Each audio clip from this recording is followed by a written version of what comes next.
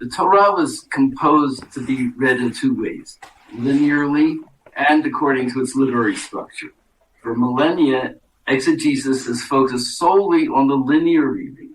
The only significant indication that even the ancients were aware of the structured reading was the Mishnah. Its chapters are composed according to the same woven literary paradigm as the Torah. So we're going to start with this primary witness of the woven format of the Torah, the Mishnah, partly because this is where I started my research. Over 500 chapters of Mishnah were composed to be grasped two-dimensionally.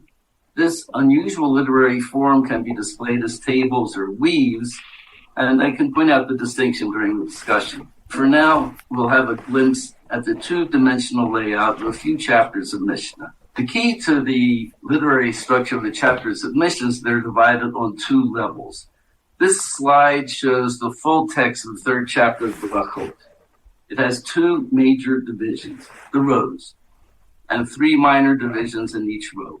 The linear flow is from right to left in each row. When the text is arranged in this format, new levels of meaning are revealed by the juxtaposition of parts, such as coherent themes in the columns. This is the fourth chapter of Brachot. It's a little bit larger. It has three rows. And last example, just looking to see what the woven text looks like, is the sixth chapter of the Mai.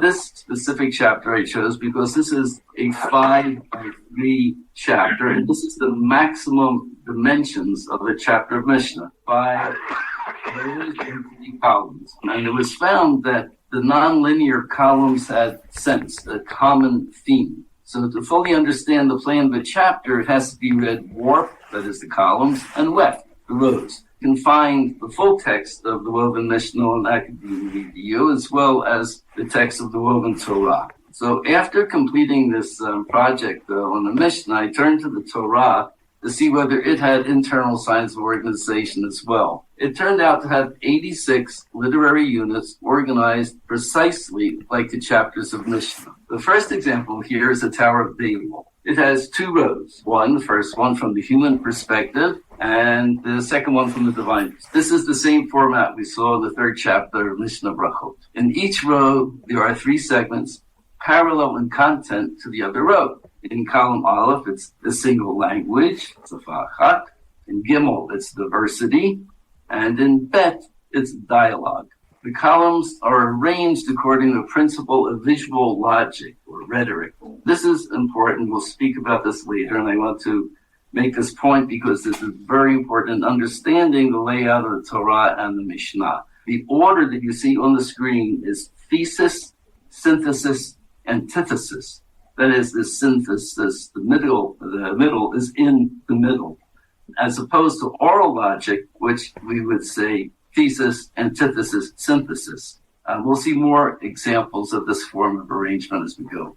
The second example is the first creation narrative. It has three rows, including internal subdivision in its middle row. And we'll have a closer look at this unit later. The third example is a unit of the Covenant Code. Paul and I presented this at the SBL 2022 in Salzburg, and the paper can be seen on academia. Like the My 6, it also has 5 rows and 3 columns. Now, Roy requested that I walk you through a brief analysis of how these units were discovered and defined. So, since this is April 1st, and just after Purim, I will present the discovery through a magic trick. It's a well-known trick where a woman is sawn in half without being hurt. In our variation of this trick, the box containing the woman is sawed into 3 parts, and each produces a woman. Our box is a long block of laws, starting with a beautiful woman in Deuteronomy 21:10. We will see that this ostensible collection of unrelated laws is in fact a beautiful, complex weave containing many more levels of meaning than is found in the linear reading. So we're going to begin by sawing the box in 2 places to create the 3 consecutive sections noted in the slide. Next, we take the 3 resulting sections and arrange them side by side from right to left, since we're working with Hebrew. In this arrangement, each block has 10 legal pericopes. Here you see the divisions of the pericope. Once the text is arranged in this format, it becomes apparent We are looking at 10 conceptual triads going across the rows. Moreover, every 2 triads combine to make up a single theme. Here you see how the 30 legal segments and 10 triads form 5 consecutive conceptual blocks. This is the magic. Now we can see 3 women in row 1A and even more in row 1B. Now, abracadabra. Each of the 3 segments you see here opens with taking a woman, the beautiful woman on the right, and 2 others in M and L. Moreover, each segment contains 3 acts performed with women: marriage, intercourse, and divorce. Each segment emphasizes one of these acts and flows chronologically from right to left. Marriage in R, that is, the beautiful woman has to prepare herself for marriage. Intercourse clearly in M, and divorce in L, because it focuses on after the woman is divorced and goes and marries herself off again. The visual logic we noted above is expressed through a focus on the actions of the man and the woman. In R, the emphasis is on the man who has taken a captive. In L, the emphasis is on the woman who has remarried. In the middle, the 2 come together with intercourse. This triad is a highly crafted artifact. The addition of row B will strengthen this observation. While row A examined aspects of marriage regarding the married couple, row B expands the purview to the influence of marriage beyond the couple. Segment R discusses which son will receive the inheritance portion of the firstborn. Segment M brings cases of extramarital intercourse. And segment L shows how a new wife influences her husband's societal obligations. The rule is row A turns inward on the couple, and B turns to the influence of the marriage on others. All 6 segments mention a man and a woman, Ish and Isha. When the 2 triads are placed together, more compositional elements appear. The 2 triads are locked together by a strong X-shaped chiasm. Upper right and lower left mention war and army. Upper left and lower right mention inheritance. The columns emphasize the man on the right, the woman on the left, with intercourse in the middle. Chronologically, row B reverses the order of row A and flows from marriage in L, intercourse in M, to inheritance in R. This reversal is found in several of the pairs of rows in the unit, and it's similar to a double weft thread on an ancient loom. Here you can see in the red circle how the weft thread reverses its direction, starting on the right, going around the warp thread all the way on the left end, and going back the other direction. This supports our hypothesis that the structure of the Torah is based on a weaving paradigm. Now, this is an outline of how the 30 legal segments are organized as a weave containing 5 subjects and 5 double threads, such as the one we explored.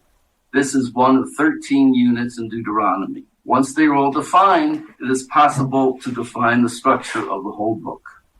Here we see our Unit 8 highlighted in the structure of the book. The book itself was planned as a 4x3 weave of units, plus a 13th unit at the end. Now, after the structures of all 5 books of the Torah are identified, it's possible to see how the entire Torah was planned as a weave.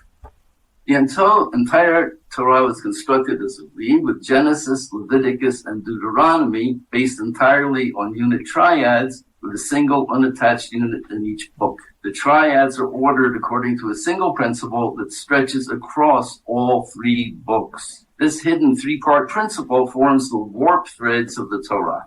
The visible weft is formed by Exodus, Leviticus, and Deuteronomy. Interestingly, this woven format resonates with the pattern of Ezekiel's chariot, with Leviticus in the center, representing the divine throne. While most of what I have presented must seem like it was produced by magic, you actually do have the foundation of the woven Torah and published scholarship that I'm sure you're familiar with in the first creation narrative. Elohim wove the world in 6 days. The warp underlying all of creation is based on fundamental dyads like one and many, materia, and anima. The first 3 days contain singular, named, motionless creations. The next 3 days contain classes of unnamed creations with locomotion. The weft draws a picture of 3-tiered reality, with the heavenly transcendent above, days 1 and 4, the earthly immanent below, days 3 and 6, and a divider between days 2 and 5. This picture of three-tiered reality is the basis for the three warp threads running through Genesis, Leviticus, and Deuteronomy. My colleague Paul Hopking will next share some highlights from his doctoral research in which he evaluated this woven Torah concept. Hello, everybody. My research has critically evaluated the validity and reliability of Moshe's composition proposal for Leviticus under the title A New and Living Way via the University of Chester, supervised by Professor Philip Alexander of Manchester. First, let's understand Klein's composition proposal for Leviticus, labeled KCP for short. KCP is made up of 22 literary units, or weaves as we've seen, making up 8 sections labeled A to H, which are projected onto the journey the initiated reader takes into and out of the ancient tabernacle. The reader passes through the 3 zones in order, the court, the holy place, and the Holy of Holies, to stand finally before the Ark of the Covenant in the center of the book. The reader then turns around and moves out the same way as he or she came in, through the 3 zones in reverse order. We can note 5 points. First, each main section is made up of a triad of literary units, showing a vertical orientation to the above, to the below, and to the between, as we've seen in creation. So the book is also a weave, not just each unit, with horizontal and vertical orientations. The third triad, C, is made up of units addressing the removal of uncleannesses, taking them outside the camp.